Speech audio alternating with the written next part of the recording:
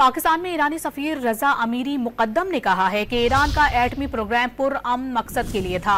Supreme leader Ayatollah खामनाई सालों पहले ऐलान कर चुके हैं कि एटमी हथियारों का इस्तेमाल ममनू है, इसलिए एटमी हथियार बनाना ईरान के दिफाई प्रोग्राम में शामिल ही नहीं है। ईरान के ऊपर हमला गजा और फलस्तीन पर मौक़िफ़ रखने पर किया गया।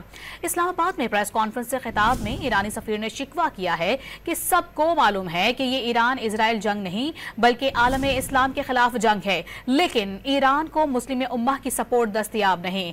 इस्लामी मुमालिक ने गजा के फलस्तीनियों की सपोर्ट भी नहीं की।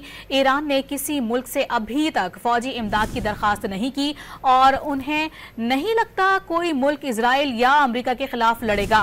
जंगी सूरत हाल देखकर फैसला करेंगे कि किस मुल्क से मदद लेनी है और अमेरिका को कहां कहां जर्ब लगानी है। उन्होंने ट्रंप और फील्ड मार्शल सैयद आसिम मुनीर की मुलाकात को दोनों ममालिक के दरमियान बाहमी ताल्लुकात का मामला करार देते हुए उस पर कमेंट करने से गुरेज किया और कहा कि अगर ट्रंप को नोबेल इनाम दिया जाता है तो ये दुनिया का अनोखा वाकया होगा।